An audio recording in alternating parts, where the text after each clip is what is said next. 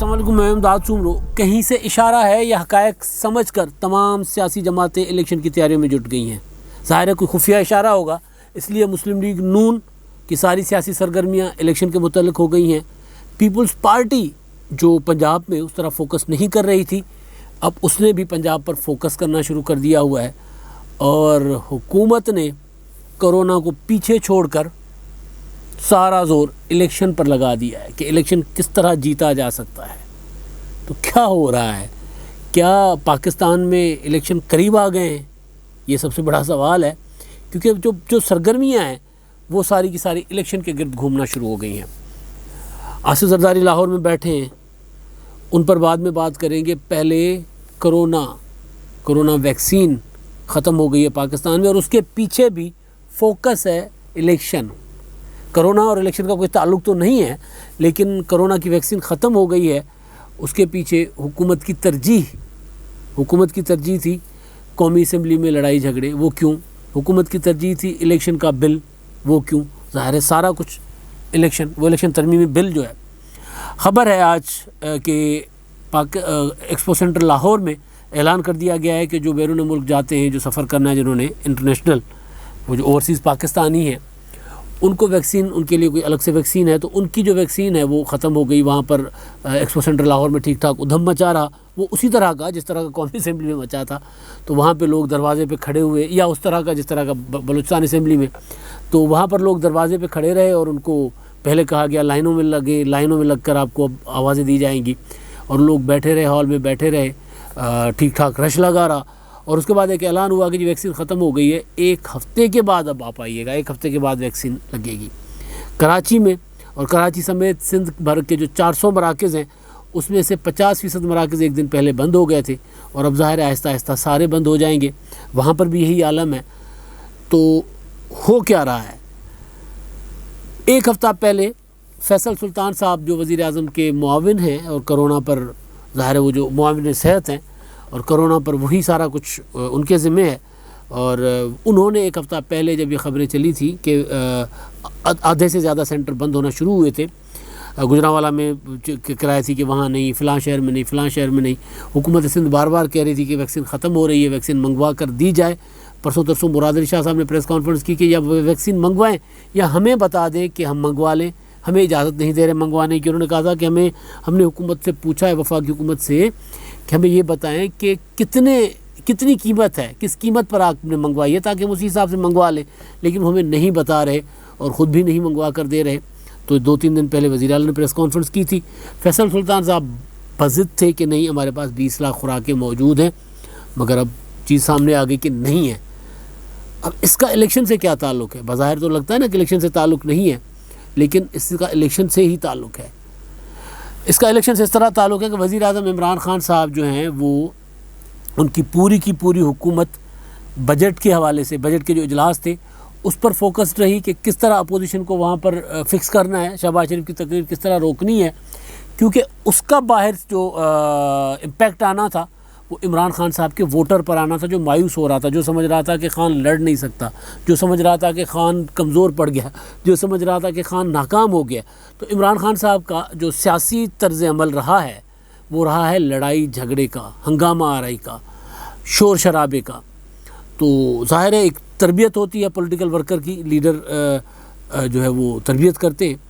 تو عمران خان صاحب کا جو ووٹر تو نہیں، لیکن ان کا جو سپورٹر ہے، وہ جو سیاست کرتا ہے نچلی سطح پر، کارکن جو ہے، وہ اس کی حوصلہ افزائی ہوتی ہے کہ دیکھا شہباز شریف کے ساتھ کیا کیا، ان کو اپنی تقریر نہیں کرنے دی، دیکھا بلاول بھٹو زرداری کو مراد سعید نے کیسا جواب دیا، دیکھا وزیر اعظم عمران خان نے کیسے یوں اشارہ کر کے کہا کہ میں نہیں چھوڑوں گا۔ ان کی حوصلہ افزائی ہوتی ہے، تربیت سیاسی لوگ کرتے ہیں۔ تو عمران خان صاحب کیونکہ اگلے الیکشن کے لیے ان کا جو حال ہو گیا ہوا ہے، جو ضمنی انتخابات ہوئے پاکستان بھر میں، اس میں ڈی مورلائز ہوا پی ٹی آئی کا کارکن۔ تو ایک تو یہ تھا کہ ظاہر ہے کچھ خاص حلقوں کو عمران خان صاحب نے میسیج دینا تھا، پیغام دینا تھا، جنہوں نے کہا تھا کہ جناب عمران خان صاحب اگر الیکشن اپنا بجٹ پاس نہیں کروائیں گے تو گھر جائیں گے۔ تو ایک تو ان کو انہوں نے کہا تھا کہ بجٹ آپ کی نہیں، میری ضرورت ہے، میری نہیں آپ کی ضرورت ہے، تو آپ پاس کروائیں، میرا کوئی انٹرسٹ نہیں ہے۔ اور انہوں نے شو کر دیا۔ تو ظاہر ہے پھر وہ جو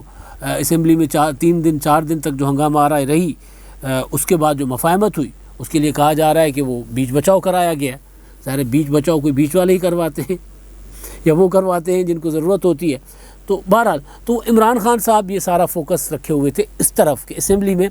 کس طرح ایک لڑائی جھگڑے کا ماحول کھڑا کر کے ذرا اپنے کیڈرز کو، اپنے کارکنوں کو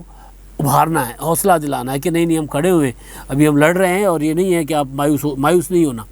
ایک یہ تھا،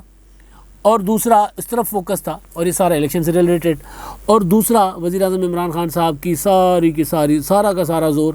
الیکشن ایکٹ میں ترمیم، وہ جو بلڈوز کرنا تھا سارا کچھ، اس کی طرف وزیر اعظم عمران خان صاحب وہ جو 21 ترامیم تھی جو اب کہا گیا کہ واپس لے رہے ہیں، پھر کہہ رہے ہیں واپس نہیں لے رہے، یہ سارا اسی چکر میں وزیر اعظم صاحب جو ہیں اور ان کی پوری کابینہ، ان کے سارے دماغ جو کام کرتے ہیں، پوری مشینری جو حکومتی مشینری یعنی وزراء کی مشینری میں کہہ رہا ہوں، انتظامی نہیں، وہ ساری کی ساری ادھر فوکسڈ ہے. اور اس کے پیچھے ظاہر الیکشن، تو وہ ادھر فوکسڈ ہے. تو پیچھے کیا ہو رہا ہے ملک میں، کرونا کی ویکسین آ رہی ہے نہیں آ رہی، اس کا کیا ہونا ہے، تو اس پر کوئی توجہ نہیں. اور فائنلی وہ جو دعویٰ تھا کہ 20 لاکھ ویکسین موجود ہیں، خوراکیں موجود ہیں، وہ دعویٰ بھی جھوٹا ثابت ہوا، غلط ثابت ہوا. اور اب اعلان ہو رہے ہیں سرکاری مراکز سے کہ کرونا ختم ہو گئی ہے، لہذا ایک ہفتے کے بعد، اب ایک ہفتے کے بعد آتی ہے کہ نہیں آتی وہ ایک الگ معاملہ ہے. تو ایک تو یہ عمران خان صاحب جو ہے نا معاملہ کہ حکومت اس طرف پورا کا پورا زور لگا کر بیٹھی ہوئی ہے، اور ایک عمران خان صاحب کو ایک بہت بڑا ملا ہے وہ صدمہ کہتے ہیں اس کو، کیا لفظ استعمال کیا جا سکتا ہے، سیالکوٹ وزیر اعظم عمران خان صاحب کے لیے، پی ٹی آئی کے لیے انتخابی حوالے سے منحوس ثابت ہو رہا ہے. سیالکوٹ عمران خان صاحب کے حوالے سے، سیالکوٹ بڑا خوبصورت شہر ہے، ان کو ہاں وہ کیا راس نہیں آ رہا. سیالکوٹ میں ڈسکا میں جو الیکشن ہوا تھا پچھلا، وہاں پر جو دھول چاٹنی پڑی، دھند کر دی، سارا کچھ ہو گیا، اغوا کر دیے 20 پریزائڈنگ آفیسر، دوبارہ الیکشن کروایا، الیکشن کمیشن میں گئے، نہ جانے کہاں ٹکریں ماری، اس کے باوجود بھی وہ کہتے ہیں نا کتا کھایا اور ٹھڈ بھی نہ بھریا، کک بھی نہ بھری. تو وہ اپنا سب کچھ کرنے کے باوجود بھی ڈسکا والی نشست جو تھی عمران خان صاحب کو نہیں ملی. اب وہیں سیالکوٹ میں پی پی 38 میں الیکشن ہے 28 کو، اور ضمنی الیکشن ہے. تو مسلم لیگ نون کے ایک ایم پی اے کی انتقال کے بعد وہ خالی ہوا حلقہ، اور وہاں پر جو پی ٹی آئی نے اپنی پوری کی پوری لوکل تنظیم کو ناراض کر کے جس صاحب کو ٹکٹ دیا تھا، کیسر اقبال بریار صاحب، ان کی دوہری شہریت نکلی. ان کو چیلنج کیا تھا کسی وکیل نے کہ یہ تو برطانیہ کے سٹیزن بھی ہیں، اور انہوں نے وہ شو نہیں کیا ہوا، اور ظاہر دوہری شہریت رکھنے والا الیکشن نہیں لڑ سکتا، ابھی قانون نہیں بنا. عمران خان صاحب اسی طرف ہی جا رہے تھے نا، تو وہ ان کو الیکشن ان کے کاغذات مسترد ہو گئے. تو الیکشن کی تیاری کے دوران، ابھی کاغذات کے دوران ہی پہلی شکست جو عمران خان صاحب کو ہوئی کہ ان کا کینڈیڈیٹ ہی پکڑ کر سرے سے پھینک دیا گیا کہ جی نہیں، آپ کو یہ کینڈیڈیٹ نہیں چلیں گے. اور ان کے لیے وہاں پر تنظیم کے اندر کوئی 7-8 گروپ بن گئے، دھڑے بندی ہو گئی، سارا سامنے آیا. لیکن خان صاحب کو سیالکوٹ راس نہیں آ رہا، سیالکوٹ میں عمران خان صاحب کو انتخابی سیاست راس نہیں آ رہی. تو یہ سارے جھٹکے جو ہیں نا عمران خان صاحب کو مختلف طور طریقے اختیار کرنے پر مجبور کر رہے ہیں. جو خاص طور پر وہ جو الیکشن ترمیمی ایکٹ انہوں نے کیا کہ اوورسیز کا ووٹ ہو، ای وی ایم مشین ہو، یہ ہو وہ ہو، تاکہ یہ سارا کچھ اکٹھا کر کے الیکشن جیتا جائے. ووٹ سے جیت سکے نہ سکے، ٹیکنیک سے، مختلف مہارتوں سے، حربوں سے الیکشن جیتے. تو یہ تو حکومت کا حیدر. اور مسلم لیگ نون کا کچھ عرصہ پہلے آپ کو گزارش کی تھی کہ رانا ثناء اللہ صاحب نے اپنی پارٹی کے اجلاس میں کہا تھا کہ جی عمران خان صاحب اسمبلیاں توڑ دیں گے، لہٰذا انتخابات کی تیاری تیز کر دیں اور سارا فوکس رکھیں انتخابات کی طرف، جو سرگرمیاں ہوں وہ انتخابات سے متعلق ہوں.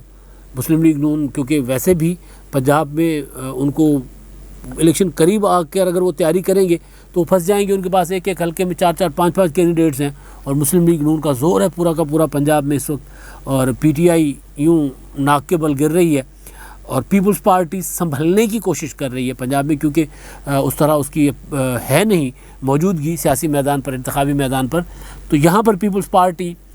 کوشش کر رہی ہے کہ وہ کسی طرح اپنی جگہ بنائے. بلاول بھٹو زرداری صاحب آئے تھے پچھلے کوئی 2-3 روز پہلے، یہاں پر انہوں نے میٹنگ کی تھی اپنے پارٹی رہنماؤں سے، اور اس میں انہوں نے یہی